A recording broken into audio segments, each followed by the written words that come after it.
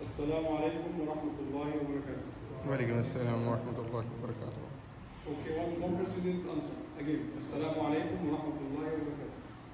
وعليكم السلام ورحمة الله Again, وبركاته. to remind the day for class, inshallah. Salam is sunnah and your answer is wajib. So you must answer. Okay? You must answer. And you have taken 50 hasanat. Not 150. Yes, you answer, you take 50 hasanat. So you are lucky, mashallah. الحمد لله رب العالمين والصلاة والسلام على أشرف الأنبياء والمرسلين سيدنا محمد وعلى آله وصحبه أجمعين. اللهم علمنا ما ينفعنا وانفعنا بما علمتنا وزدنا علما والحقنا بعبادك الصالحين. رب اشرح لي صدري ويسر لي أمري واحلل عقدة من لساني يفقه قولي. We continue inshallah our Seerah lecture, and of course our common question. Which part we stop?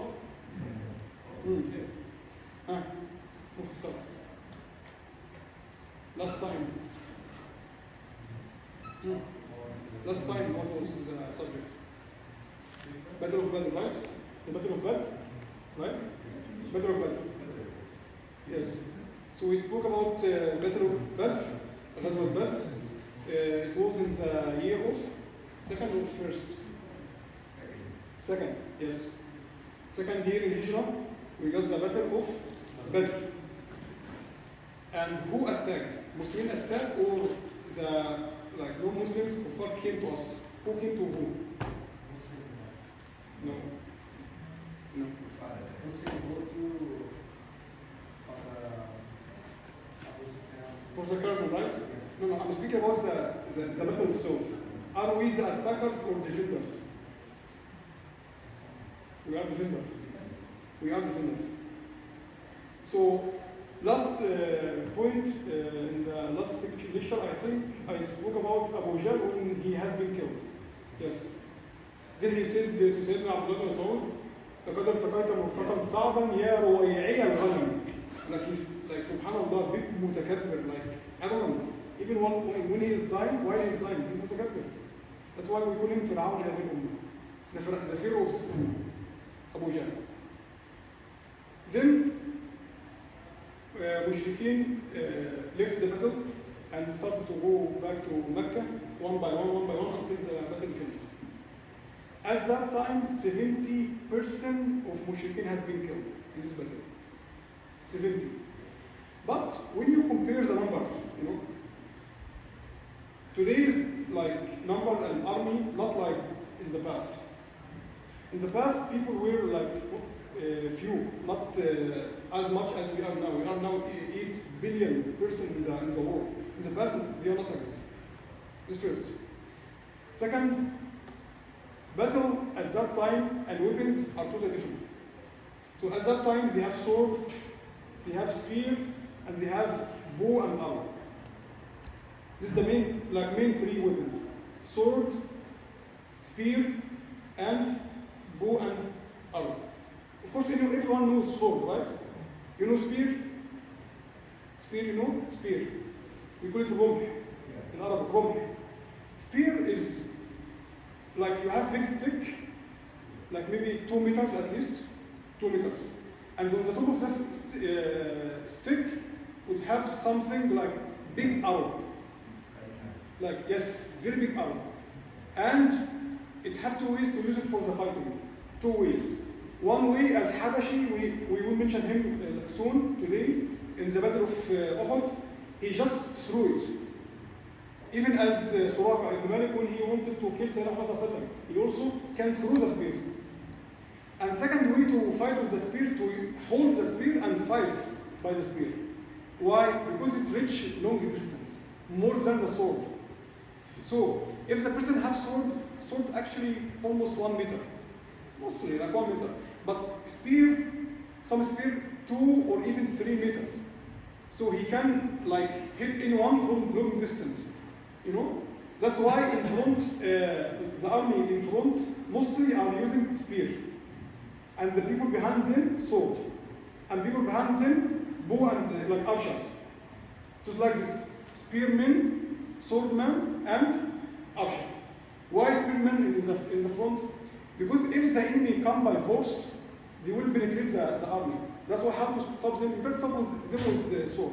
You can't stop them with a spear. Because spear is very long, like 2 meters or 3 meters. That's why you use spear.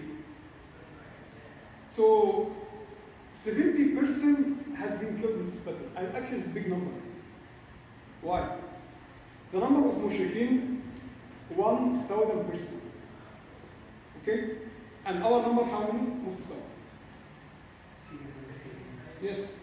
We were 314. Some narrations say 15 or 13, whatever. Say 14. So they are triple of us. So it means everyone have at least 3 to 5 of them. He's surrounded by 3 people. You have sword, they have 3 swords. You will hit one head, you will hit 3. This is how it will be. Even though Allah subhanahu wa ta'ala gives victory to Muslimin. And that's not only, Allah subhanahu wa ta'ala supported Muslimin, the army of Muslimin, by 1,000 angels. Mentioned in Surah Al-Imran. Both Ghazal Badr and Ghazal Uhud. Mentioned in Surah Al-Imran. Battle of Badr and Battle of Uhud. So 1,000 angels participated in the Battle of Badr. Yes. So 70% has been killed and 70% has been captured. So you speak about 140% from 1,000% already finished. 70 died and 70 has been captured. And they took them to Medina. When they took them to the Medina, one of them, of those people who has been captured, he was one of the biggest enemies to Sayyidina Muhammad in Mecca. Biggest enemies. If I remember his name, if I'm not making a mistake, his name is Uqba ibn Abi Mu'ayt. That person, A'udhu Billah, he was like a big enemy to Sayyidina Muhammad. He is the person, when Sayyidina Muhammad was like praying in front of Kaaba, he took the dirt of the animal and put on him. He is that person. Not only this. When Sayyidina Muhammad after that, I don't even need to mention it, but he put his leg on the head of Sayyidina Muhammad. His leg. That dirty man put his leg on the head of Sayyidina Muhammad. So that person, Sayyidina Muhammad, when he saw him like among the people who has been captured, he told him, "You, Adu Allah, Wallah, I will never let you." And he asked someone to finish him directly. Because some people, their existence is like only dangerous. They are only causing big damage to Islam at that time. Their existence is big musibah for the Muslims. So that they should not be like among those people. Why? If he will repent and make tawbah and not even become Muslim, just to give up to fighting Muslims, he's still okay. Sayyidina Hassan will forgive him. But he is a big enemy, and if he go back to Mecca, he will gather a bigger army and come back to kill all Muslims. So the maslaha is a benefit to finish him. And he is in a war, he came to kill Muslims. So nothing wrong with this. And the leader of the war, Sayyidina Hassan, he is the person who will decide who will still alive and who will be killed. It's his right. It's in Sharia, it's his right. Other person also has been killed by the same way, because he is also like one of the biggest enemies for Sayyidina Muhammad. Then some people have money, they pay money to like be released. So they paid money for Muslims to be released, and they went back to Mecca. Among those 70%, one person, he has money but in Mecca. But he gave promise to Sayyidina Muhammad by Allah, he swore by Allah subhanahu, and he was honest. He was honest. If you release me, I will bring my money from Mecca and send it to you. And Sayyidina Muhammad released him, and he really took his money from Mecca and achieved his promise and sent the money to Medina. One other person, he promised Sayyidina Muhammad if he released him, he will never fight him anymore. He gave a promise. And you know, man is a word. Man is a word. If you say one word, you must protect your word. You must protect your promise. He said, I swear by Allah subhanahu wa ta'ala in front of everyone that if you release me, I will never, never fight you anymore. I will be outside of these things. Sayyidina Muhammad released him. Do you know what happened? Other battle, not Uhud, other battle, he participated in the army again and fight again Muslimin, and they captured him again. And then he said, Ya Rasulullah, please release me, I will not fight against you anymore. That's why Sayyidina Muhammad said that famous hadith, لا يلدغ المؤمن من جحر مرتين. Again, لا يلدغ المؤمن من جحر مرتين. Muslim will never fall in the same trap twice. If you have like some hole, and that hole have some scorpion or snake, and that snake bit you one time. As a mu'min, you will never go back to the same place again because you will be bit again. That's what Sayyidina said, لا يلدغ المؤمن من جحر مرتين. You deceived us one time before. Finish. You should say goodbye. Then they finish it. Because he is just a dangerous one. And a person who will never keep his promise for Muslim. So the battle of Badr finished, and some of the people who were like captured by Muslimin, Sayyidina Muhammad said, if you teach 10 of Sahaba writing and reading, we will release you. Ta'lim, education. One of the most important things in our society. Education. That's why Sayyidina Muhammad even didn't care about money or what. He said, you can read and write. He said, yes, okay. You take 10 of Muslimin and teach them how to read and how to write, I will release you. He was enemy. Maybe he killed one of Muslimin. But he will release him if he educated 10 of Muslimin. How important is education in our Islamic society and in our life as a Muslims? The first word in Quran, first verse in Quran, when Sayyidina Jibreel alayhi salam told Sayyidina Muhammad, the first word is Iqra, read, Iqra. That's why they call us Ummat Iqra. Right? Iqra, education. One of the most important things in our life. The first verse, the first word in our Quran, Iqra. That's why Sayyidina Muhammad, when he said, like, saw that kind of like opportunity, he said, like, teach 10 of Muslimin, I will release you. How to read, how to write. Then Battle of Badr finished. Who is the leader of Battle of Badr in Mushrikeen side? Abu Jahl. Abu Jahl died. Who will be the leader? Who knows? Who will be the leader of Mecca from after the end of the Battle of Badr? Abu Sufyan. So the biggest enemy to Sayyidina Muhammad ever, no one can be compared with him, is Abu Jahl. But subhanallah, Sayyidina Abu Sufyan, of course, is Sahabi, but at that time he wasn't Sahabi. He became the biggest enemy to Sayyidina Muhammad ever. After the Battle of Badr, the biggest one ever. You know, from that time until Fath Makkah. From that time until Fath Makkah, he is the biggest enemy and he is the leader of every battle. He is the person who collects, gathers the people and encourages people to fight Sayyidina Muhammad. But when he became a Muslim, we say Hasuna Islam. He became a very, very, very like straight Muslim. And he did his bit for Islam. So you can't blame someone when he was in the time of Jahiliyyah. Because all Sahaba were in the time of Jahiliyyah. All of them. Even Sayyidina Abu Bakr, before he became Muslim, he was in the time of Jahiliyyah. Right? So you can't blame someone who made something because at that time he doesn't have religion. Why? Some people use that kind of things as a doubt against Islam also, unfortunately. They say, look at that Sahabi, he buried his daughter alive.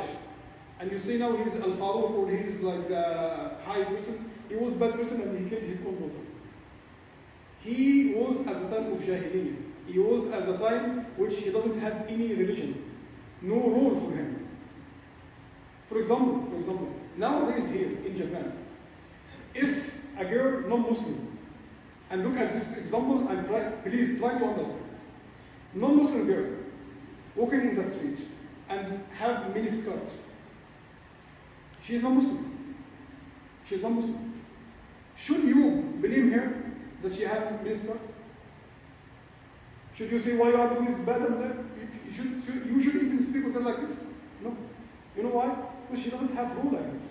She doesn't have a rule which say you must come and call your mother. She doesn't have that rule. When you teach her that rule, then you can speak. But before this, don't speak. Don't just like, why you are drinking alcohol, why? Brother, she is not Muslim. He is not Muslim. Give dawah first, then you can speak. After like join Islam, after convert to Islam, then you can educate them little by little. But don't judge the people from now. You are kafir. This is not the way to deal with the people.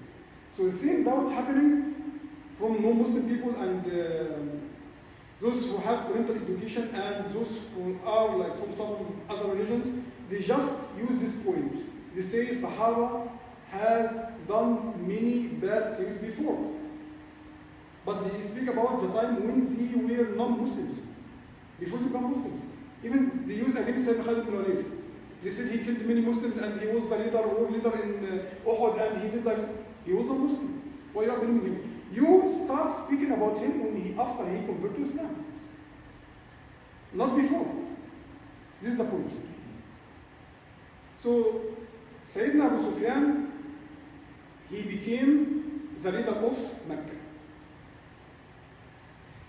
And actually, after that battle, he has that kind of arrogance at that time. After he became Muslim, he became like Sahaba, of course, and he became his akhlaq became like, very high. But I'm speaking about him at the time before he became Muslim. So please don't mix.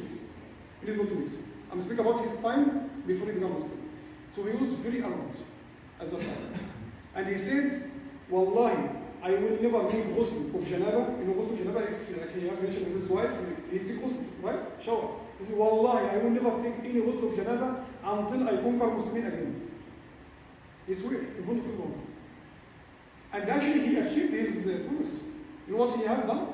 Since just they came back to Mecca, just back to Mecca, a few days, he spoke to people and they said, we must fight Muslimin again. Who will come with me? Some people from here and there, he collected 200% in a few days. A few days. Became leader, became leader of Mecca. Like whenever he say anything, everyone follow him. In a few days, he gathered 200% in Shawwal. So Badr, it was Ramadan, right? Then Shawwal, the same year, like second year in Hijrah, he went to Medina again by those 200%. But what he have done, he didn't conquer like Medina from inside. He didn't enter the Medina from like the border of Medina. There's some farm, some farm. So some Muslims, they were like farming at this place. He saw two of them. One ran and he killed one, and he took everything he had and went back to Mecca. Sayyidina Muhammad heard about this. He gathered army at the same time and like ran after Sayyidina Abu Sufyan. But they couldn't catch him. That battle, they call it as-suwaik. You know what is as-suwaik? As-suwaik is a type of date.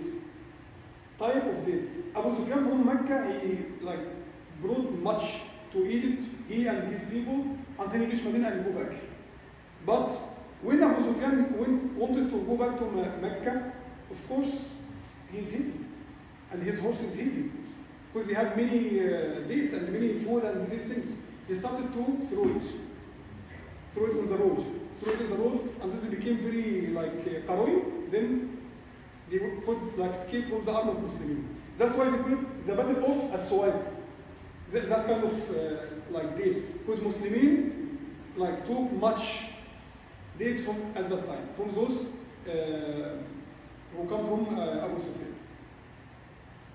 Then in the same year, As-Sayyidah Ruqayya, radiallahu anha alayhi salam, when I mentioned in the Battle of Badr, Sayyidina Osman ibn Affan wanted to participate, but Sayyidina Muhammad refused him. Why? Because his wife, Sayyidah Ruqayya, the daughter of Sayyidina Muhammad was very sick. So he told him to please to take care of his wife, the daughter of Sayyidina Muhammad. So during Battle of Badr, she died. رضي الله عنها وعليه السلام. So Sayyidina Muhammad when he came back, even before he reached Medina, she already died. His own daughter. Actually, we said he has 4. I mentioned yesterday, right? السيدة فاطمة, السيدة زينب, السيدة أم كلثوم, السيدة رقية. So Sayyidah Ruqayya was like a wife of Sayyidina Uthman ibn Affan radiallahu anhu. She died. Then later, Sayyidina Ali radiallahu anhu and Sayyidah Fatima got married. Same year. Second year of Hijrah. Then very big thing happened. Some people from big tribe, they wanted to attack Medina and to finish the da'wah of Sayyidina Muhammad. You know, just hatred against Muslims, just like this. No any reason. Just we hate Muslims, we want to kill them, we want to finish them, we want to finish Muhammad.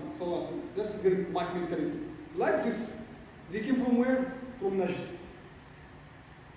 From Najd. That's why Najd has been mentioned in Hadith. He said, from that place, Qarnu Shaitan appeared. It's Hadith.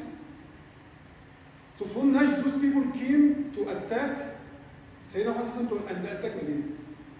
When Sayyidina Muhammad heard about that kind of news, just hear about it. When they just make jumbi, they just like preparation. They didn't even move, they just make preparation, right? Sayyidina Muhammad knew about that. Then he prepared his army and he went to them first. He didn't wait for them. He like prepared his army and went to them. Same here. And then when they heard about his coming, they hide behind the like mountains. Cowards. They said we will fight and we will like this and this. When Jesus like saw the army, everyone like separated and they like escaped behind the mountains. And then Sayyidina Muhammad to prove like Izzat al-Islam, to show that we are powerful, we are not weak. He stayed in that place, in their place. They escaped. He stayed in that place a few days to show that we are here. Muslims are not coward, Muslims are not weak. Then Sayyidina Muhammad, his habit, whenever he is like among his soldiers and among his Sahaba, he take aside and make zikr to Allah subhanahu wa ta'ala. So he stayed in under some tree and started to make zikr. Then he wanted to sleep some, like take some nap.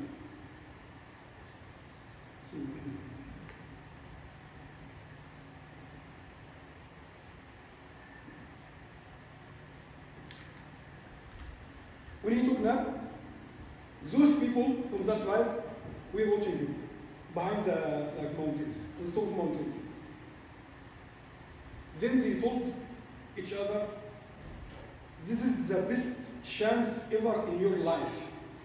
You will never find that man, in this weakness point ever. This is your best chance, take it, or there's no any chance to kill him anymore. He's away from Sahaba. He's away and he's just sleeping in like, he feel like anzim, he feels safe. And he just sleep under the tree. His Sahaba like a little bit far away from him. And everything is okay. But they were hiding behind the mountain. Those people, that army. Then someone, he said, okay, I will go and kill him. It's this hadith I think mentioned in Sahih al-Bukhari, if I'm not wrong. Then that person like came slowly, and no one noticed him, and Sayyidina Muhammad was sleeping. Then he took his sword, and he put his sword on the neck of Sayyidina Muhammad. Then Muhammad wake up, he found someone stand up and have sword and put his sword on the neck of Sayyidina Muhammad. Then he said, من يمنعك مني الآن؟ من يمنعك مني الآن? Who can protect you from me now? That person said to Sayyidina Muhammad. Sayyidina Muhammad didn't shake or like scare or a sword on his neck. And he just wanted to slaughter him, yeah? Just like 1 second he would finish him, right? And now he's reading Sayyidina Muhammad, he said, who can protect you from me now? Just tell me now. Who can protect you? Then Sayyidina Muhammad told him, Allah. This word only. This word only. Muftisar. Wake up. Okay? We are safe from the morning. Sleep. So, Sayyidina Muhammad said, Allah. Allah subhanahu wa ta'ala will protect me from you. Just one word, Allah. When Sayyidina Muhammad said this word, that person fall down by himself. And the sword fall down from his hand, and the sword became near of Sayyidina Muhammad. Sayyidina Muhammad stood up and he took the sword and he put it on his neck and he said, Man yamna'aka minni al-an? Who will protect you from me now? Subhanallah, in a few seconds. In a few seconds, the Prophet was sleeping, and that person came like skipping like this, and he came in front of him, and he put the sword on his neck, and said, "Who can protect you from me now?" Just one word.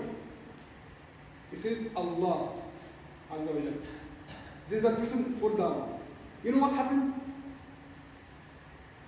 Sayyidina Jibreel alayhi salam came to the earth in a few seconds by the order of Allah subhanahu wa ta'ala, in a form of man, but no one can see him except that person. Except that person, he saw Sayyidina Jibreel alayhi salam. And he pushed him one push only. He fell down on the earth, on the ground. One push, he fell down. And his sword came like this of Sayyidina Muhammad. Then Sayyidina Muhammad told him, "Who can protect you from me now? Just tell me now." He said, "Give me aman, al-aman, al-aman ya Rasulullah, al-aman ya Rasulullah. Please don't kill me, give me peace, I will not do anything." Blah, blah, blah. Everyone likes him. He left him, and he released him, and he went back to his people. He said, "What happened to you? You said you will kill him, and you was brave, and I will kill him, and then what happened? You are just mouse. Mouse, speaking by mouse only." He said, "By Allah, when I wanted to kill him, some man came suddenly, I don't know from where, and he pushed me one push, I just fell down. And my body became shaky, he felt shake like this, very scared. And he don't know why he is scared. When he said, when I just heard the word of Allah, my body became shaky. I don't know what happened to me." Then he went back to his people. Then, as I mentioned before, that Sayyidina Muhammad in Medina, he lived with Al-Aws and Al-Khazraj and Al-Muhajirin. So Al-Aws and Al-Khazraj, we call them Al-Ansar. And Al-Muhajirin, those people who came from Mecca to Medina. And both Muhajirin and Ansar are Sahaba. Don't say those Sahaba, those not Sahaba, no. Both are Sahaba. And Jewish people also lived in Medina. There were no Christian groups in Medina at that time. So we have Muslims, we have Jewish people. So there were like peace agreement between Sayyidina Muhammad as a leader of Medina and Jewish people who lived also in Medina. And that kind of agreement that you are not allowed to fight us or we fight you, you are not allowed to give support to any enemy, and we will never give any support to any enemy who will fight you. And if we need your support, you must support us. And if you need our support, we will also support you. It's mutual activities or mutual agreement. Okay? Until that, now it's fine, right? Okay. And if anyone make a crime, he must be punished based on what Sayyidina Muhammad will decide. Remember this word, remember this point. If anyone from Muslim side or Jewish side made mistake against Muslims, he will be punished by what Sayyidina Muhammad will decide about him. Okay, at this point? Okay. Then, in one day, one Muslim woman, Muslimah, she went to the market. Market mostly was managed by Jewish people. Actually, this is their history from the beginning. They care much about money until today. Most of banks around the world by Jewish people, managed by Jewish people. The money on their hand. So that market was like shop of gold. She wanted to buy gold. Then she was sitting, and of course the clothes of that time was very, very long. So she was sitting and she was speaking with the Selah. One Jewish person is very low person. I can't even say more respectable word more than this. He's very low person. He took the side of her clothes and connected with her neck from like this. But she was sitting, so nothing will appear from her because she was sitting. Then he stepped back and just watching. And she was speaking to the seller. When she finished, she put the gold and everything is okay, she stood up. When she stand up, her aura and her everything appeared. That person started to laugh. Ha ha ha, and everyone around him started to laugh. That's their akhlaq actually. That's their level of akhlaq from that time. Even from the time of Sayyidina Musa alayhi salam. The people who killed their prophets are Jewish people. Allah subhanahu wa ta'ala mentions in the Quran. ذلك بأنهم كانوا يكفرون بآيات الله ويقتلون الأنبياء بغير حق. They are killing their prophets every day. Every day they are killing their prophets. Even Sayyidina Yahya alayhi salam. You know how they killed him? Just the king cut the head of Sayyidina Yahya alayhi salam to give it as a dowry, mahar, for a bitch, because he loved her. That king. Why? Because Sayyidina Yahya alayhi salam said, what you are doing now is big haram and stop doing this. You will not dancing, and the scholar said she had 7 different dresses. Every dress by different color. So she made one dancing and take off one dress from 7. Now still 6. Another dancing, she makes 7 dancing by 7 different dresses. Then last she will be naked.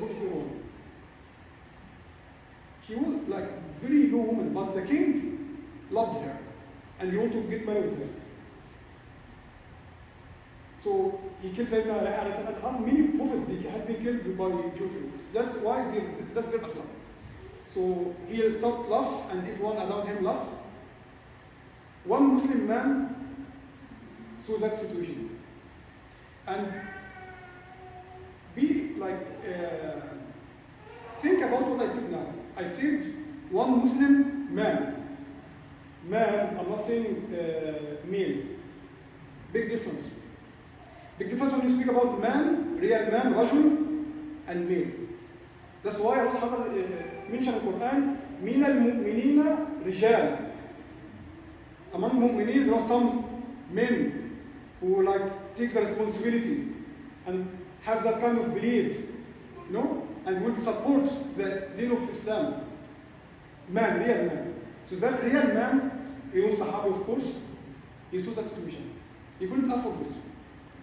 It's abd. It's our abd. It's our dignity. It's our sharaf. Directly he went and catch that person and he killed him. Finished him in just 1 minute, finish. It's something not there is no influence about this point. He couldn't even afford. When the Jewish people saw that situation and that Jewish person died, all of them came and killed that Muslim. All of that happened where? In Banu Qaynuqa. Those people, their name is Banu Qaynuqa. Banu Qaynuqa. We have 3 different tribes from Jewish people in Medina. But Banu Qaynuqa, why they have that kind of market? Because they are in the city, where is the most closest people to the center of Medina. That's why their market in near of Medina. If you're Muslim, can go there and can buy from them, and they can buy from us. That's what happened. That's the situation. So one big mistake happened from Jewish side against our one Muslimah. We took the revenge. They took another revenge. So those people killed one person from our side. Because the person who made the biggest mistake, he took his punishment already. But they killed the person who applied that punishment. So now, as a Prophet agreed with them before, if someone make mistake, who will decide? Sayyidina himself. So what he asked from them, bring me those people who killed that Muslim, then I will make judgment for them. This only. Although it's enough if those people just did that against that Muslim, it's enough to make war between them. It's enough. But he said, just bring those people who killed that Sahabi, I will, like Sahabi, I will make judgment for them. It means he doesn't want war with those people. He's still like keeping the peace agreement. He don't want like to make that big fighting. What he said, no, we will never give you anyone. Not that only. They refused and they said bad words to Sayyidina Muhammad, like not only like refused, like even the way they were talking with Sayyidina Muhammad wasn't fine. Then Sayyidina Muhammad prepared the army and went to surround him. Before he arrived, they told him, look, you won in Battle of Badr, we know. But if you think that we are like Quraysh, then you will make big mistake. That kind of arrogance. We are not like Quraysh. We are not weak. We are strong. We are a big fighter. We are a real fighter. They told him, you didn't even meet a real fighter before. You will find them now. You will find us. It's us. How many people? They were 700 person who can fight. 700 person who can fight. 700 person who have weapon with them. And not only this, they have big advantage. What's that advantage? In their place, they have a castle. And inside the castle, they have farm and cows, so they can survive 1 year without any supplies to come to support them. So if you surround them, they can survive for 1 year. They can, struggle for 1 year. You can't even penetrate them. 1 year. You can imagine this? That's why they are very arrogant. They have castle, and they have their food, they have well of water, so no problem for them. 1 year, 1 full year, 365 days, you can't even penetrate them. They said like this. So now Hassan insisted to surround them. After all, he knows that they have castle. He knows that they have well inside. He knows that they have cows, so they can take milk and they can eat meat, whatever they have. He didn't care. He said, I will surround them. When they saw the Muslim army by their eye, surrounding their place, Allah subhanahu wa ta'ala put fearness in their heart. They just felt very big scare. Very big. That's why all of them became very worried and what will we do? Big shaking. Although they said, we are not like Quraysh. You are in the wrong address, like that kind of language. We will show you what is the meaning of fighting. But when just they saw the army, they became like a chicken. All of them. Very scared. So now Hassan stayed 15 days surrounding them. In every day, he say, please, please, please, we don't want to war. Stop. We want to. I say, no. You said we are not like Quraysh. Okay, show me. You are not like Quraysh. Okay, show me. Then, after 15 days, all of them give up. 700 fighters give up without fighting even one person with them, without even using one arrow, just by raw fear. They just feel fear from the Muslim army. That's why they couldn't even fight 1 minute. Although they were arrogant, Then all of them gave up, and the Sayyidina told them, I will judge and I will decide by myself if I will kill all of you or let you survive or whatever I will decide. It's my decision. Say, okay, please just stop your surrounding, please. And all of them, finished, all of them put their weapon and came out to Sayyidina Hassan. Then, those people, Banu Qaynuqa, those Jewish people, they were allies of is the leader of Munafiqin in Medina. Who knows his name? The biggest Munafiq in Medina. The biggest Munafiq in Medina. Abdullah ibn Ubay ibn Salul. Abdullah ibn Ubay ibn Salul. The biggest munafiq in Medina. Ever. The top of munafiqin. He claimed, he pretends that he is a Muslim. Because if he didn't become Muslim, some problem will happen to him, or he will lose his rank, because he was high rank actually. So he just pretending that he is a Muslim. But he's not Muslim. Munafiq is not Muslim actually. And there are two types of munafiqin. By the way, just because you maybe you hear this word, this fulan is munafiq and this munafiq, I will tell you. The real meaning of munafiq, which mentioned in the Quran, those people who are inside, they are not disbeliever, they are not believing in Allah subhanahu wa ta'ala, but by their tongue they say, Ashhadu an la ilaha illallah wa ashhadu anna, just by tongue. But in front of Muslims they speak by the way of Muslims. Otherwise they are insulting Allah, insulting Muslims, insulting Prophet Muhammad, insulting everyone, and they are not even performing any prayer when they are alone. But in front of Muslims they just pray, and this is the real munafiq. That's why Allah subhanahu wa ta'ala is saying in the Quran, إِنَّ الْمُنَافِقِينَ فِي الدَّرْكِ الْأَسْفَلِ مِنَ النَّارِ. Those munafiqin. Even in Surah Al-Baqarah, Allah subhanahu wa ta'ala mentioned Al-Kuffar maybe in one or two verses, and munafiqin for more than 2 pages. Munafiqin, 2 pages. In the beginning. Like when you finish the half page, then إِنَّ الَّذِينَ كَفَرُوا سَوَاءٌ عَلَيْهِمْ أَأَنذَرْتَهُمْ أَمْ لَمْ تُنذِرْهُمْ لَا يُؤْمِنُونَ ختم الله على قلوبهم وعلى سمعهم وعلى أبصارهم غشاوة ولهم عذاب عظيم.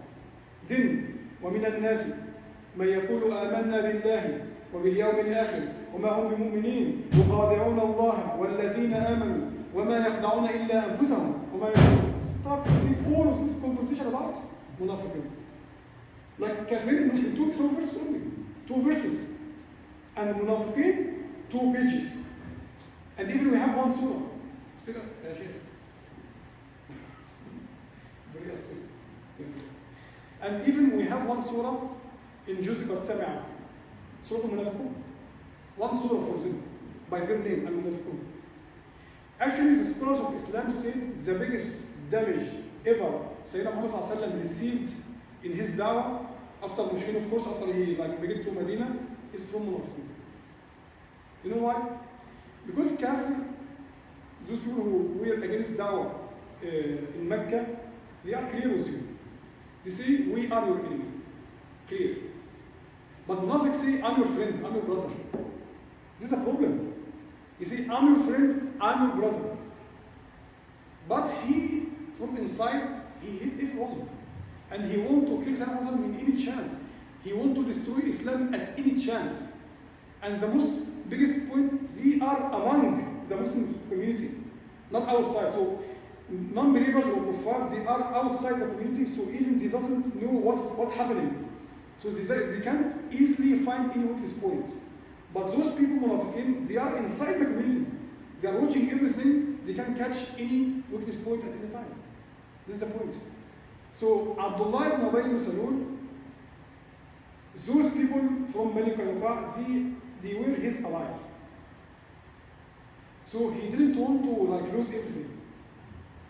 So he said, Ya Rasulullah, those people are mine. Leave them. Don't kill them. Sayyidina didn't answer him. He repeated maybe 6 or 7 times. Until he catches the arm of Sayyidina like this, and he leave those people, don't kill them, don't kill them, don't kill this. They are my people, don't kill them, don't like this. Sayyidina left those people for Abdullah ibn Ubay ibn Salul. Then, this is the second year, we finish now, okay? So, this of Sayyidah Ruqayya, of course, Ghazal Badr, Battle of Badr, this of Sayyidah Ruqayya, and the marriage of Sayyidah Fatima, and Ghazwat Banu Qaynuqa, those people who made that big, low thing, and low manner, which doing something like against women. At that time is, maybe today, your mind can imagine it. Look, nowadays, your mind can imagine something like this. Because maybe you like outside you can see such things like this. But at that time, it was impossible. Even non-Muslim woman covering herself. At that time, it was like the time of modesty. You know? So when I see something like this, it's something maybe it's the first time to happen in this society. It's like big crime, not something easy. So don't compare it by the mentality of today. At that time, it was something like dead or alive at that time. So until now, it's fine. Then the non-believers of Mecca, Abu Sufyan and these people, of course, they depend on caravan, like business. رحلة الشتاء والصيف. الشتاء where in Yemen and صيف in الشام, Syria. Yes. So الشام at that time it was Palestine, Lebanon, Syria, Jordan. Those 4 countries in the past was one country. This is just recently now, we have Lebanon and Egypt. In the past, it was just one country.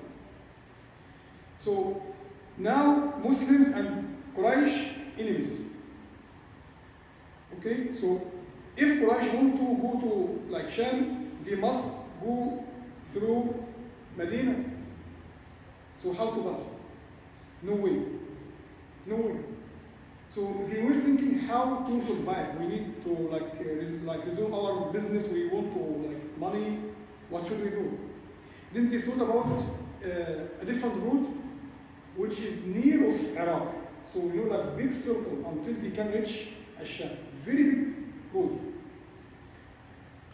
At that time, one of the Sahaba, and at that time alcohol wasn't prohibited at that time. It's still like available, no problem. Because it's like gradually. Like it's like لا تقربوا الصلاة, like it was like it's 3 times, then it became haram. But at that time it was still like fine. So he was a friend of one of Quraysh people, Mushrikeen. Then that kafir person, like Mushrik, he sat and drank alcohol, al-khamr. And that Muslim person also said, but he didn't get drunk. He didn't get drunk. That's the Sahaba. Then, when that person got drunk, the mushrik, he knew the plan of the caravan, which it will take, and from Iraq road and go back to Sham, and same way again to return, and all of these things. When he got drunk, he lost his control. He didn't realize what he's saying. And he said everything to that Sahabi. Everything. It was top secret actually. No one knew about it. Only some like top class of Quraysh people only. Even normal people from Quraysh doesn't know anything about it. Only top class people. But that person knew about it. He drank, he drank more and more. Then he lost his mind. He taught everything to the Sahaba. That's why when we get that kind of question in nowadays, why alcohol is prohibited in Islam, right? Sometimes we get that kind of question. We have, of course, many answers, some by logic and some even by scriptures. If you speak about the scriptures, we have, mashallah. Because alcohol actually is prohibited, if you speak by scripture first, is prohibited in Islam and Christianity. Say how? I say yes. Wallah, in Christianity it's prohibited. And I can give you many verses, not one verse, many verses. More than 20 verses speak about forbidden alcohol. More than 20, and I have it all. And of course, Judaism, because all these things mentioned in the Old Testament. We have, I think, a little, like a few verses in New Testament as well. So both are prohibited, and you will get shocked if I told you it's prohibited in Buddhism.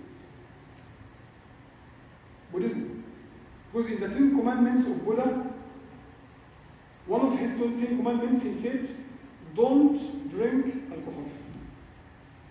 So if the person is real Buddhist, he mustn't drink alcohol. He must stay away from alcohol. So it's not only when you're like accusing Islam that Islam only brought these things. No, it's in Islam and Christianity and Judaism and even Buddhism. This is by scripture. by logic. Nowadays, if someone has car, and he's driving, and he became drunk, okay? He drank much alcohol, many. Then he made accident.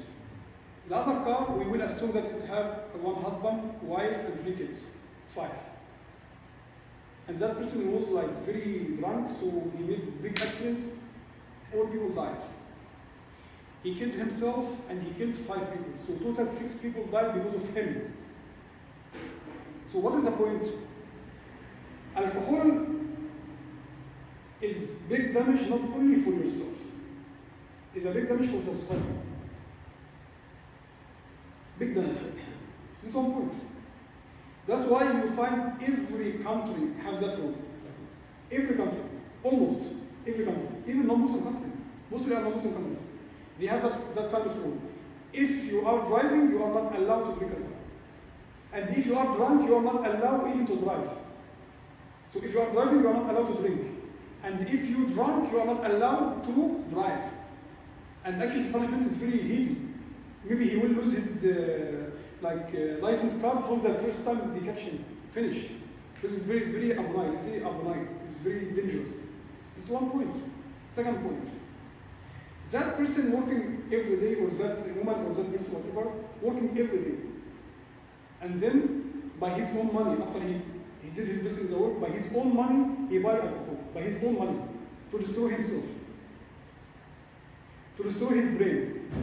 Because by the time it destroys the cells of the brain. And his ability to think is not like before he drink alcohol. Third point, if we assume that that person is a high-rank person, like we say, sensei, daiga kono sensei, okay? And he gave a speech to his students, and he was drunk. What kind of speech he will give? By Allah, be honest with yourself. What kind of speech he will give? In front of everyone in the university. And he is known as high-class professor. But he is a drunk. What kind of speech he will give? Can you tell me?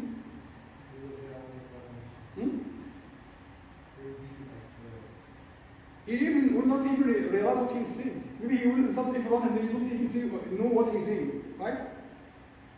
Okay, if someone walking in the street and he is drunk and he has some knife, we will assume that he took this knife from his kitchen. He is a cooker or whatever, okay? Not for any bad purpose. And he's walking in the street, for example, and he's drunk. And people are walking around him and he's drunk 100%. And he has a knife. What he will do? Just think what he will do. How many people will die or at least will be wounded by him? It's by alcohol, right? Just a few cups, he will be drunk, he lose his mind. Okay. If we have, like, in some cases, we have some places, a man and woman in the same room, close to him. Maybe for work or whatever. But that person became 100% drunk. And the room is closed and he and maybe another woman in the same place. What will happen? He loses his mind already. What will happen? He will rape him, right? Okay. What will happen if that person became drunk and went in his house? He has wife and he has kids. He's 100% drunk, 100%. What will happen? Insulting his wife, maybe beating his wife, right? Maybe beating his kids. Maybe he will get divorced. Because his wife can't even afford that kind of stability, right? They will get divorced. So, destroying the family, right? Okay. Very, very high-ranked person, drunk and walking in the street. Very famous on the TV or whatever, okay? Very famous. And become drunk 100%. The way when he is walking, how it looks like. How it looks like. Look at it. He, by himself, by his own money, drink alcohol and buy alcohol to make himself a joke in front of everyone. What kind of logic is this? Allah, I need everyone to stop and just think by your mind. What kind of logic, if a person doing his best in his job, to buy alcohol by his own money after he got tired from his job to make himself a Jew in front of Islam. What kind of logic is this? What kind of mentality is this? So when Allah subhanahu wa ta'ala said, don't drink alcohol, is not to cut your entertainment. It's to save you. It's for your own benefit. And not only you, it's to save the society. Because this problem, as I mentioned, is not a problem for one person.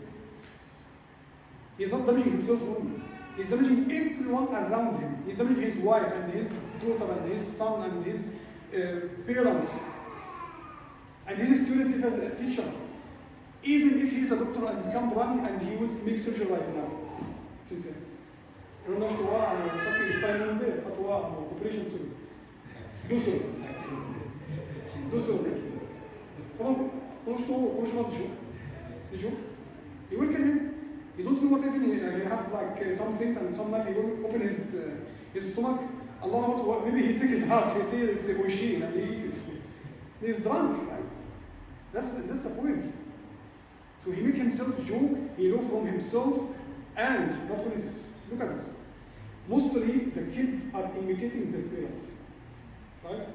So since childhood, if the kid look at his parents, mother and father, drunk and saying like some words which is not even suitable, walking like this, yeah, and not even allowed to be like to drive, and if they drive, you go like this, and maybe a big accident. All these things the son and daughter see and watching. What kind of image they will have about their parents? And what kind of manner they will have to this society? Actually, I have many points, but I just give like open your mind about some. Because you, as a Muslim who live in Japan, they will ask you this question many times. And if you say it's haram in Islam, you say, okay, I respect your religion, but it's not convincing me because I'm not a Muslim. You will think like this. So you have to speak to him by logic. By the logic which he can understand. Right? That's why alcohol is prohibited in every religion, not even in Islam only. In every religion, alcohol is prohibited. So that person said everything to that Sahaba. That Sahabi, he wasn't drunk. So he went directly to Sayyidina Muhammad sallallahu alaihi wasallam. Ya Rasulullah, those people have a plan to not go through Medina. When they will go to Sham, they will go like by circle to Iraq ways in Sham. Then Sayyidina Muhammad gave order to Sahaba, and they went and they made a trap to those people. To Abu Sufyan also, like same. In Badr, he was also the leader of the caravan. He also was the leader of that caravan, because he was the biggest businessman at that time. So they went and made a trap to that caravan.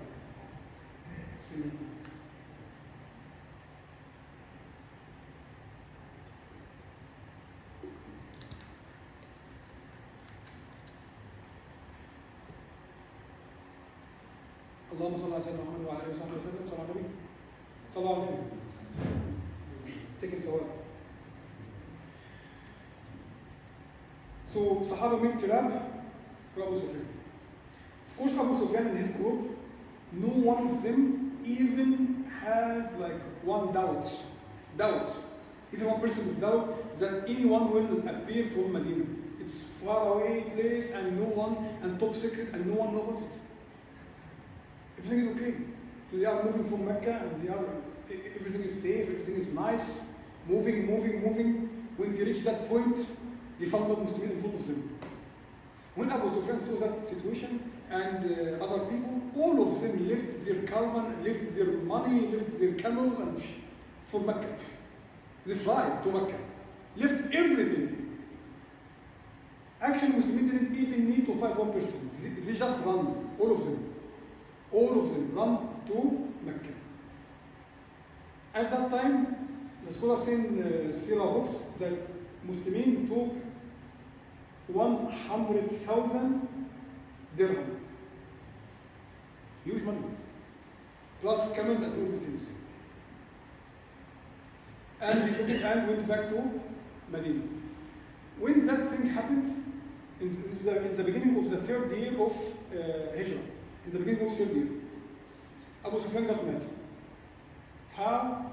And my money, and the others' money, and this thing, and those people killed us before, and we have Battle of Badr, and we lost, and I went again, and I lost. No, it's not acceptable. We must finish Muslims. He said, we must finish them. Then they sit, and they discussed. And even they started to think about what happened in Badr. And they asked everyone, who is the most person who caused damage in the Battle of Badr? Do you know? Who was the most person among Muslims who caused big damage against Mushrikeen in Badr?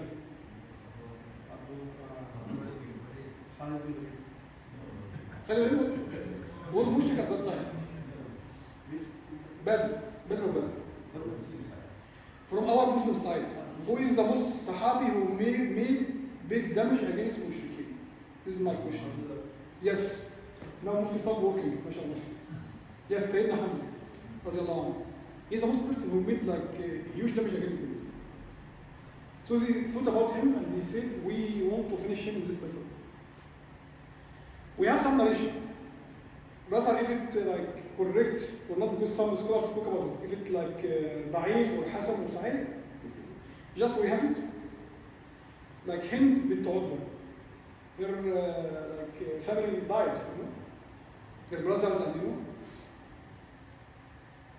So some person, his master and his servant is Wahshi. Wahshi is a black person also from Ethiopia, from Habasha. That person I mentioned in the beginning of my lecture that spear can be used by two ways, right? First way to hold it and fight like this, and can reach the person, the enemy, for long distance, maybe from here to camera, just like this, you can penetrate the camera, right? Or to throw it. And of course, based on the skill and the power of the person, how far he can throw the spear, maybe 10 meters, 20, 30, up to his power. Wahshi was a person who never missed his target. Never. In Mecca, they have some they call it competitions. And whenever those slaves, masters, they are enjoying to watch their slaves fighting and have like this and this. So whenever any slave throw his spear, maybe sometimes fine, sometimes he misses. Whenever Wahshi made like this, he take his target. Never miss. Then, based on that narration, which I said, or I spoke about it, if it's correct or not. Hind bint Utbah, she became very angry. Actually, she is the wife of Sayyidina Abu Sufyan. She is his wife. She wanted to take revenge because the death of her two brothers and what happened and this thing, one brother and her father and her uncle. One brother, her father, and her uncle. Three of them has been killed. And the first person has been killed by Sayyidina Hamza. And maybe the second person also has been killed by Sayyidina Hamza. That's why she put him in her mind. Because some narration said, three of them has been killed by Sayyidina Hamza.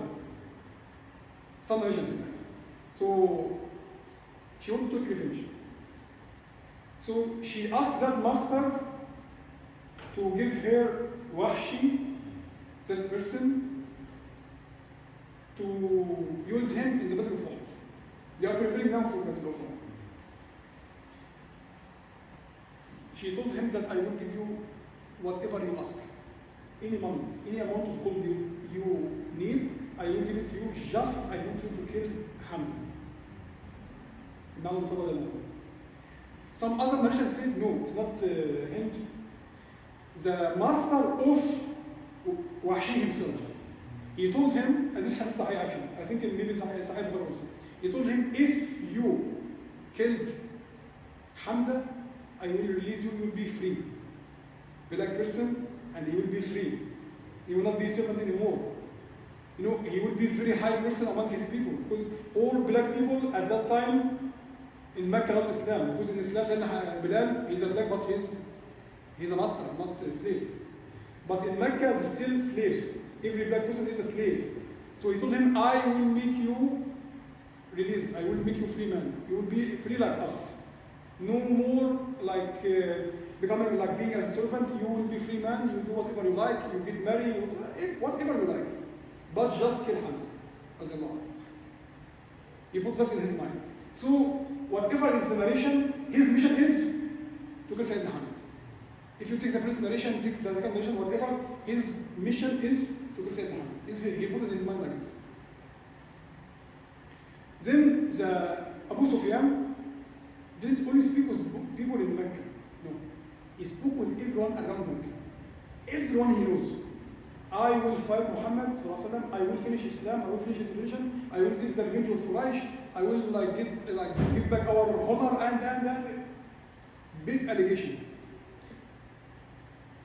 You know how many people he gathered in the Battle of Badr? 1,000 person. All of them came from Mecca, right? At that time, not 1,000. He gathered 3,000 person. 3,000. Which means from Mecca and outside Mecca at once, like from this side and this side. Everyone, whatever he will accept his invitation, he came. Why? Just to be enemy to Sayyidina Muhammad. This is their mind. 3,000 person. And he took the army and started to move towards Medina. Sayyidina Muhammad got the news. And Sayyidina Muhammad did something which I hope everyone learned from it, which is, we call it Ashura. Ashura. Whenever you want to decide something, ask people around you, those people who are trusted and have some knowledge or experience, ask them. There is barakah in Ashura. Don't everything by your mind is not acceptable. Ask people around you. So Sayyidina Muhammad made sure with the Sahaba. What do you like? What do you prefer? Sayyidina Hamza said, we should go out of Medina and fight them out. He's brave, you know. So Sayyidina Anas, Sayyidina Malik ibn Nadr, or Anas, I don't remember the name. I think Malik ibn Nadr. He, in the Battle of Badr, he didn't participate. But why? Because Battle of Badr, as I mentioned before, it wasn't obligatory to join the army. It wasn't even army. They said, we just go to cut the road of Abu Sufyan, of his cousin. It's not battle. It's not like army to army. So whoever wants to come, you can come. You don't want, it's okay. Nothing bad about you. It's okay, no problem. So he didn't participate in battle because he didn't know that it's a battle. He thought that it's just a mission and come back. Like before, because why? I tell you why. Before that, there are many units went out. And mostly they are coming back without any fighting. So he thought it will be also same like this. He thought like this. So he said, we should go out and meet them out. And he was like very ambitious. I want to participate, I want to fight. And he said, Wallahi, if I saw this mushrikeen, la yarayanna Allah ma asna. Like if Allah subhanahu wa ta'ala give me a chance to participate in this battle, Allah subhanahu wa ta'ala will see what I will do.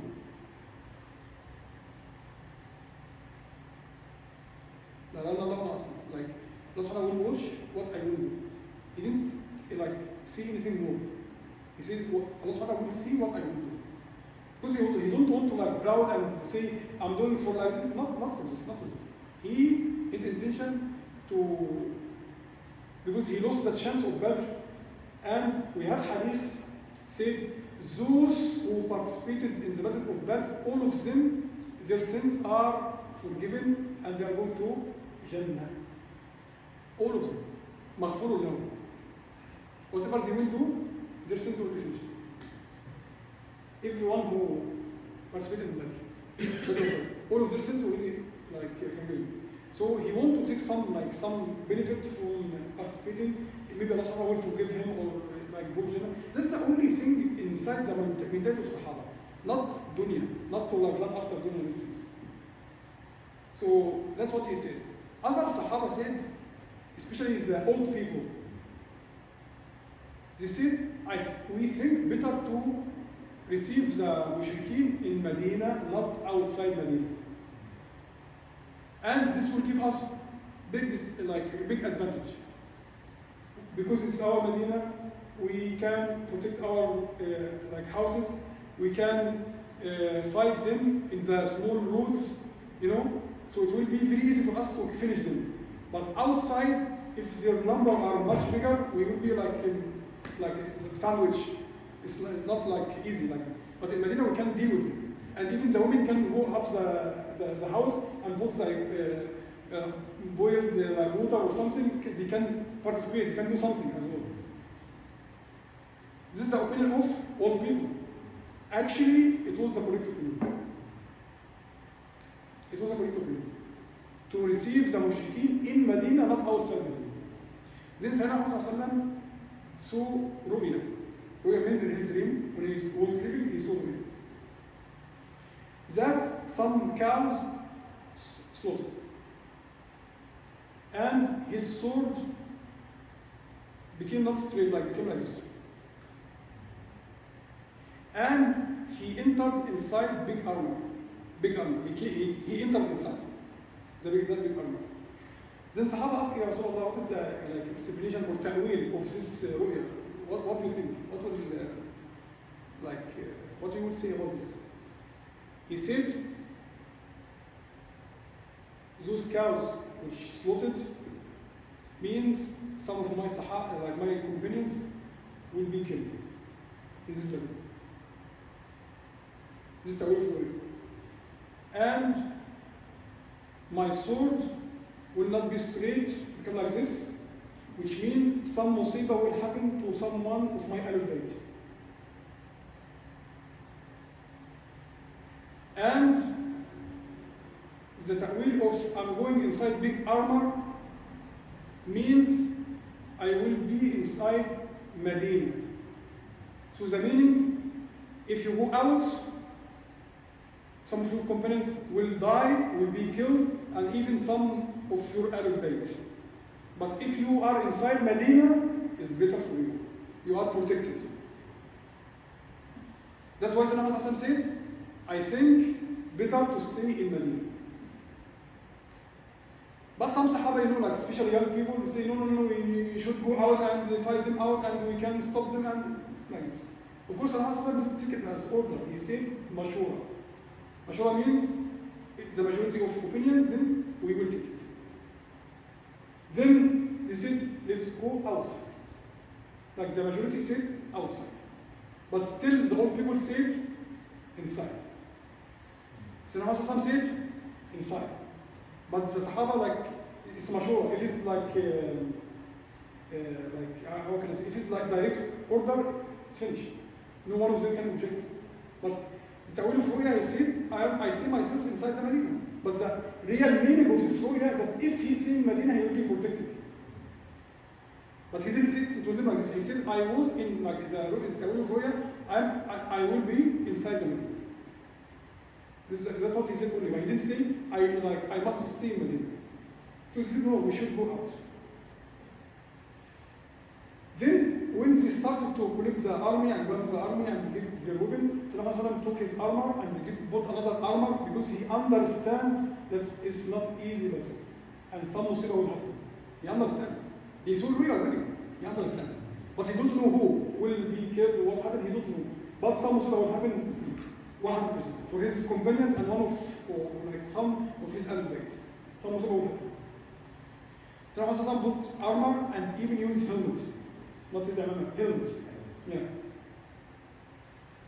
And when he put the war equipment and started to go out, some Sahaba said, Ya Rasulullah, if we made you feel bad about going out, please, we can stay in Medina and we can convince everyone, and please, we can sit in Medina if you like this. Then he said, no any prophet, when he put his armor, he can't take it off until Allah subhanahu wa ta'ala like finish this battle. This battle must be finished. He put his armor, he can't take it off, finish. خلاص. If maybe you said before, it's okay, but he decided, then finish. And this is also like attribute of the leader. He decided something after Mashura, finish. Don't like say yes or no and then sometimes. No. It means no one even will trust your decision after that. Today is okay, tomorrow is no, tomorrow is okay. Can't be like this. Made Mashura, everyone did his opinion, finish. Okay, the leader will take the opinion, the decision, خلاص.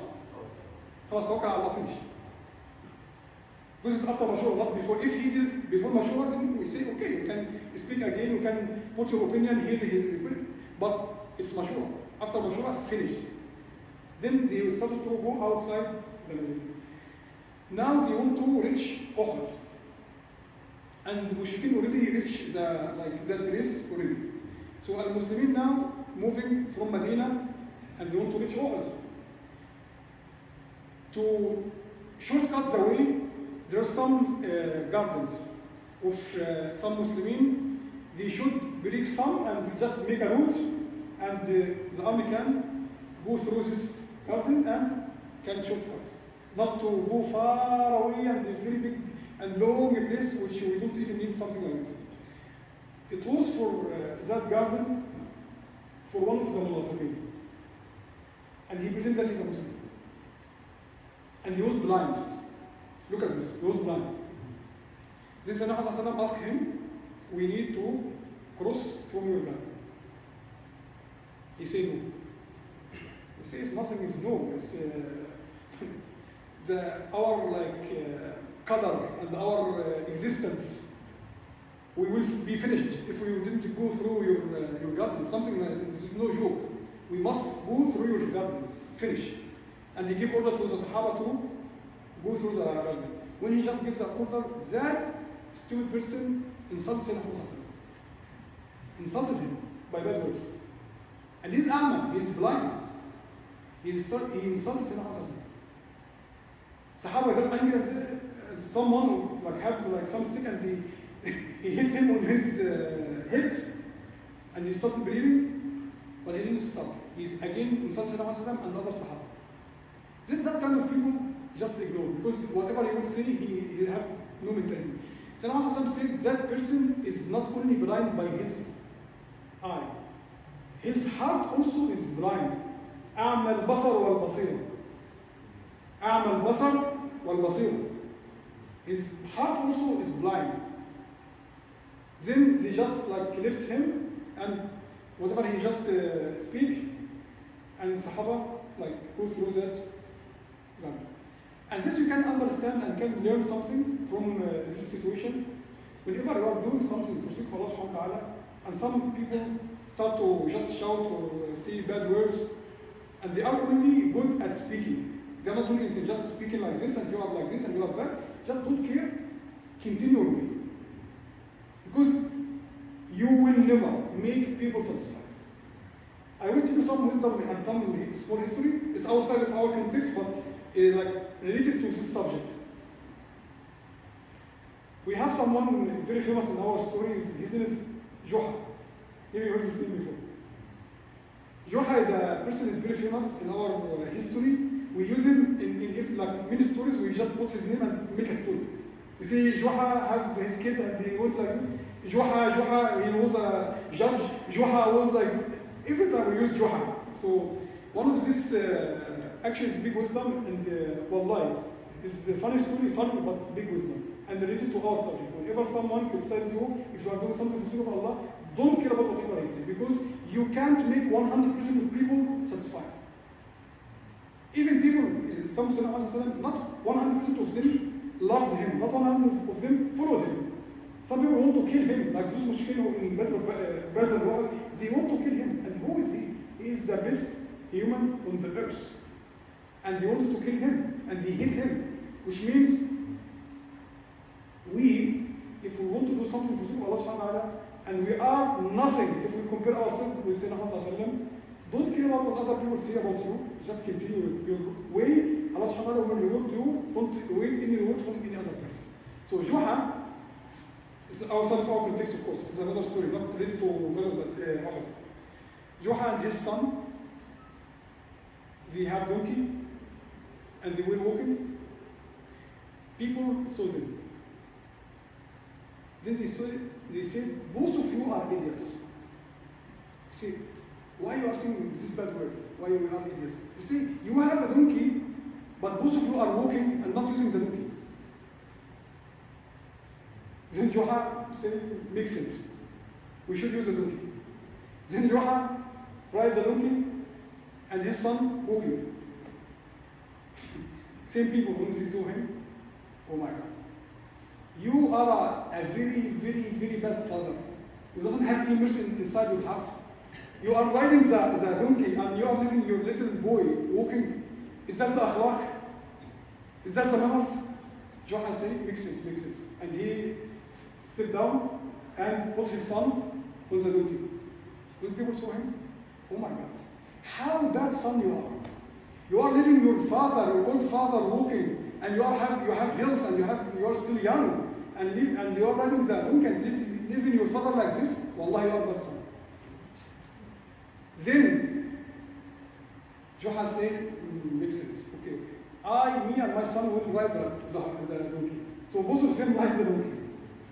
Then people saw them, wallahi, both of you are not human. You doesn't have any mercy. You have like zero mercy.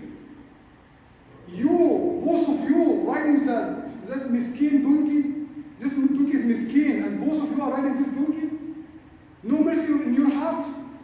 Wallahi, you are bad people. You are not Muslims. Then you don't know what should he do. Then both of them get back and they hold the donkey and walking. People say, Wallahi, both of you are crazy. Both of you are mad. You don't have even mind. Then when they got Joha lost his mind, lost his control, he can't make people satisfied. He and his son threw the donkey on the lake, on the river. He said, "Khalas, we can't do anything. We can't make people satisfied." So this is my point here. Whatever you will do, it for the sake of Allah subhanahu wa ta'ala, you will find someone coming here to like this and say, no, you are like doing bad thing, you are like this, you are like this. Don't care. Because you can't make people 100% satisfied in you. If you can make people 100% satisfied, then people will follow Salah 100%. And that didn't happen. Never happened. Not only this, who is higher? Sayyidina Muhammad or Allah subhanahu wa ta'ala? Allah subhanahu wa ta'ala, Malik al-Mulk.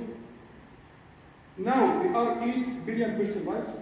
Is those 8 billion person worshiping Allah? No.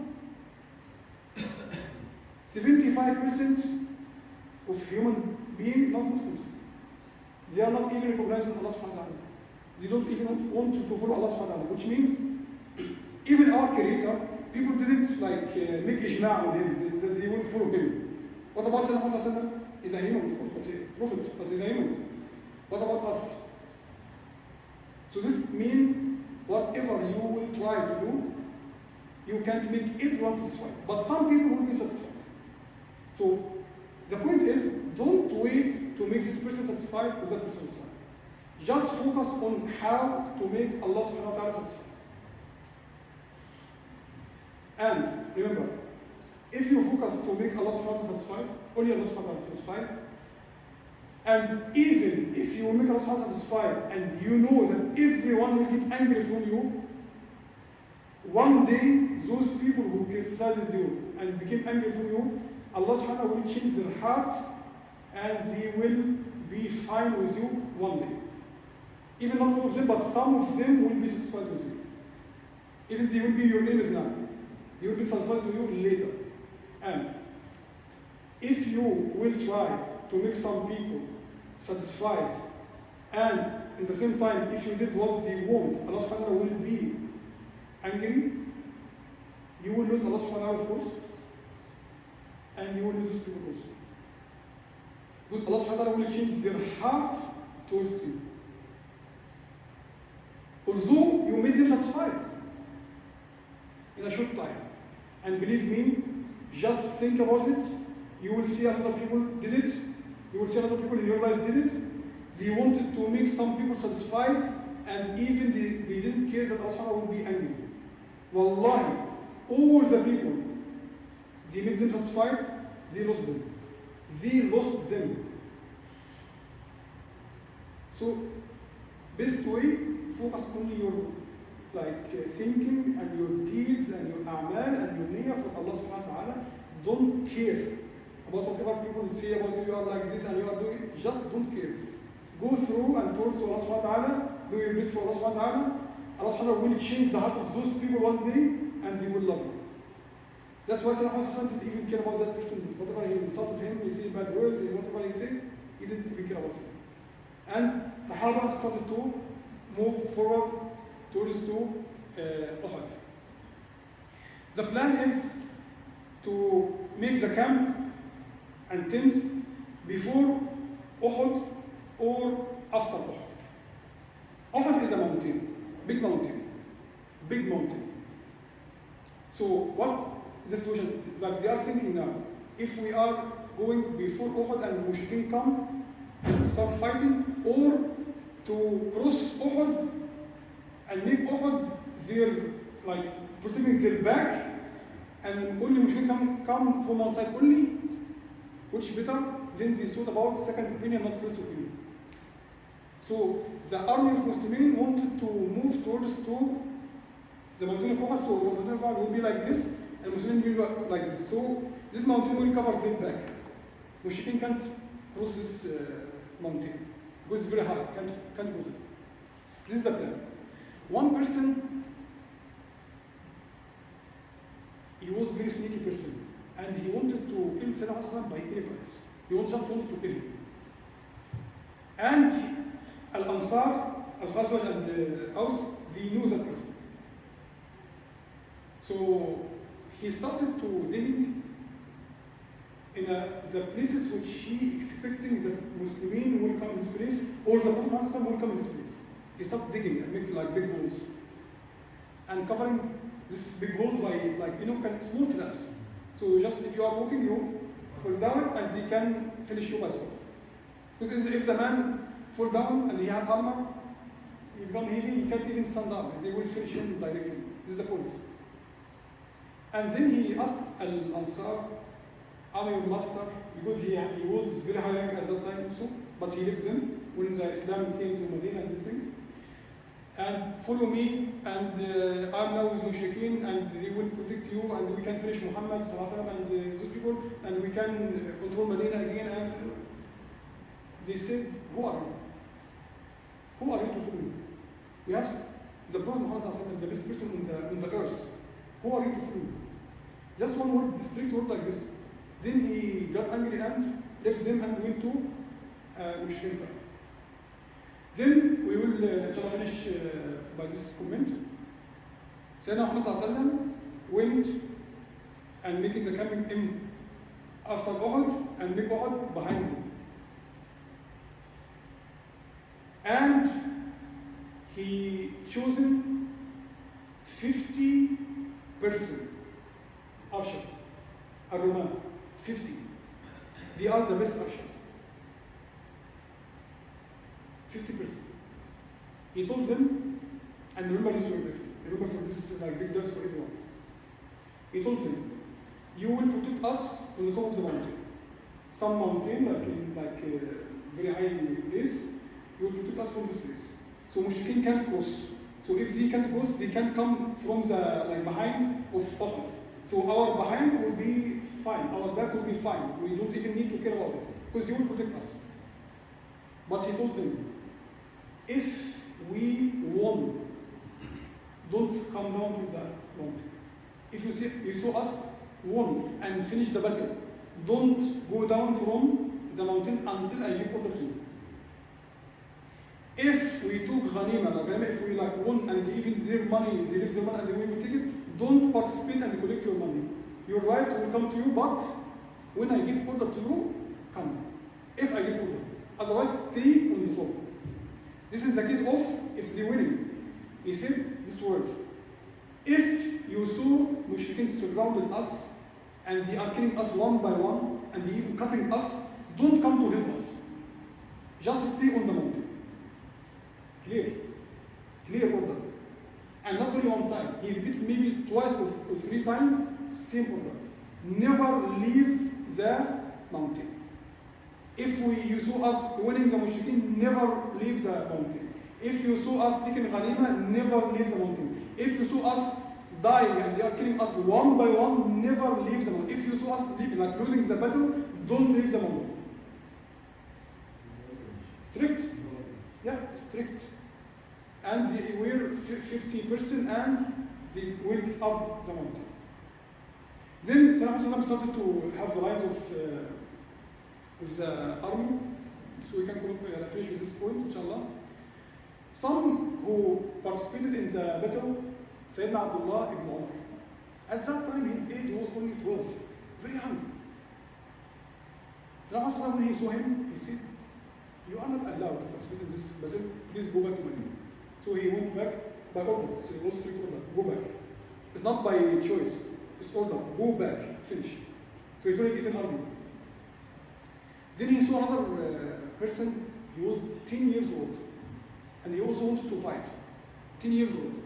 Brother, can you imagine? You can imagine that. I'm speaking about 10 years old.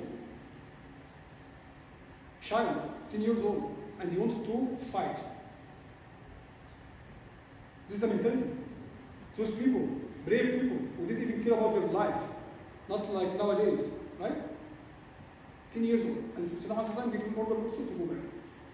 Then another person, he was like 13 years old. Salah saw him and he wanted also to send him back to Medina. He said, Ya Rasulullah, I'm Arshar and I never miss my target ever.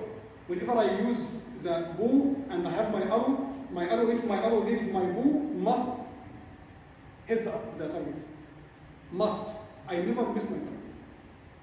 Then he said, okay, if you are that kind of professional, okay, you can use the bow only, not sword. So with sword, he doesn't have that kind of power. So if someone is strong, he will hit one hit. If he will defend, the sword will penetrate him. You can't even do anything. But by bow, yes, it makes sense. Some other person, Salah wanted to send him because he's also young. But that Sahabi said to Salah, why you are sending me and leaving this person? Why? He said, you are young. He said, no, I can beat him if you make us making match, like gladiator. Yeah, wrestler. He said, okay, both of you fight now. And yes, he was honest. That person who was like complaining, he won the action. Then Salah say, if you have that kind of power, then okay, you stay in the. So we have a few people who were like in that small age, but they are very high skill and that kind of power and braveness. That's why Salah accepted them in the. Inshallah, we will continue next lecture. Inshallah, what happened in the Battle of Uhud, and actually big thing happened to Salah and himself and some of Ahlul Bayt and some of Sahaba. We will explain inshallah literally and by details next lecture inshallah. أقول قولي هذا وأستغفر الله لي ولكم.